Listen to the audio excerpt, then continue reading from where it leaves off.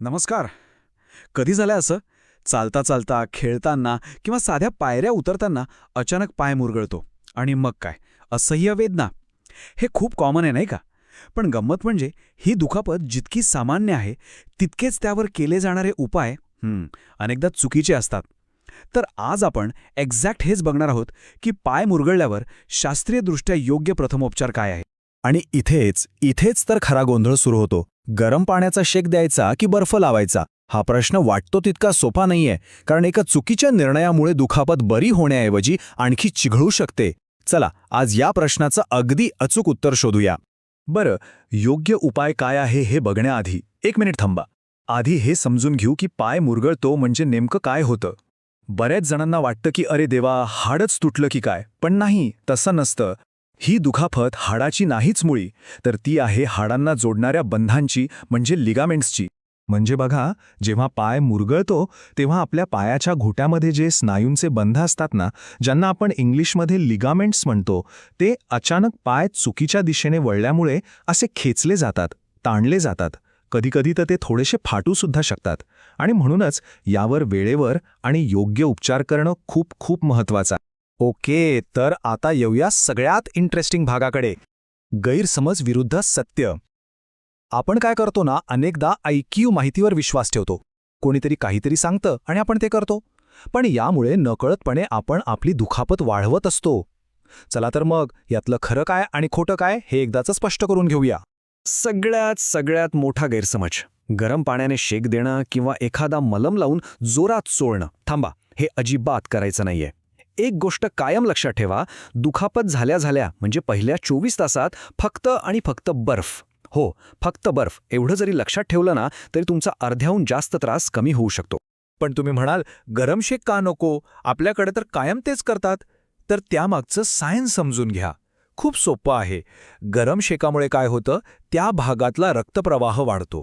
आता दुखापत झाल्यावर तिथे आधीच सूज आलेली असते आणि हा गरम शेक ती सूज कमी करण्याऐवजी चक्क दुप्पट करतो. मग काय, वेदनाही वाढतात आणि त्रासही वाढतो. आता दुसरा गैरसमज, अरे थोडं चालून बघ, पाय मोकळा होईल. हे ऐकायला खूप बरोबर वाटतं नाही का? पण हे धोकादायक ठरू शकतं. ज्या लिगामेंट्सना इजा झालीये त्यांना आरामाची गरज असते. तुम्ही जर चाललात किंवा त्यावर वजन दिलत तर ती दुखापत अजूनच वाढणार. ओके, तर काय करायचं नाही हे तर आता आपल्याला चांगलंच कळलंय. गरम शेक नाही, मालिश नाही आणि चालणं तर अजिबात नाही. मग करायचं काय? तर वैद्यकीय शास्त्र आपल्याला एक अगदी सोपा पण जबरदस्त प्रभावी फॉर्म्युला देतं. आणि हा फॉर्म्युला पहिल्या 24 ते 48 तासांमध्ये तर अक्षरशः जादू करतो. आणि तो फॉर्म्युला आहे RICE. राईस, हो, भातावाला राईस. लक्षात ठेवायला किती सोपा आहे बघा. RICE. यातच योग्य प्रथमोपचाराच्या सगळ्या स्टेप्स लपलेल्या आहेत. चला तर मग याचा अर्थ काय आहे ते सविस्तर बघूया.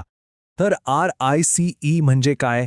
R म्हणजे रेस्ट, आराम, पायाला पूर्ण आराम द्यायचा, अजिबात हालचाल नाही. I म्हणजे आईस, म्हणजे बर्फ. एका कापडात बर्फ गुंडाळून 10 ते 15 मिनिट त्या भागावर ठेवा. यामुळे काय होतं, रक्तवाहिन्या आकुंचन पावतात आणि सूज झरझर कमी होते. C म्हणजे कॉम्प्रेशन, म्हणजे क्रेप बँडेजने हलकासा दाब द्यायचा. याने सूज नियंत्रणात राहते. आणि शेवटचं E म्हणजे एलिव्हेशन, म्हणजे पाय हृदयाच्या पातळीपेक्षा थोडा उंच ठेवायचा, म्हणजे उशीवर वगैरे. याने रक्ताभिसरण सुधारतं आणि सूज लवकर उतरते.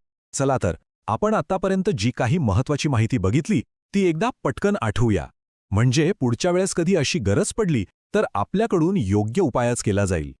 तर सगळ्यात महत्त्वाचे मुद्दे लक्षात ठेवा. 1. गरम शेक किंवा मालिश अजिबात नाही. 2. पहिल्या 24 तासांत फक्त आणि फक्त बर्फ. 3. RICE हा फॉर्म्युला लक्षात ठेवा आणि वापरा. आणि सगळ्यात महत्त्वाचं 4. जर वेदना खूप जास्त असतील किंवा कमी होत नसतील तर मात्र थेट डॉक्टरांकडे जा. आणि हो, जाता जाता एक गोष्ट स्पष्ट करायची आहे. ही सगळी माहिती तुमच्या माझ्यासारख्या सामान्य माणसांना माहिती असावी यासाठी आहे. हा वैद्यकीय सल्ला नाही. कोणतीही दुखापत, विशेषतः जर ती गंभीर वाटत असेल तर डॉक्टरांचा सल्ला घेणं हेच सर्वात योग्य आहे. घरच्या घरी स्वतःचे डॉक्टर बनू नका. सुरक्षित रहा.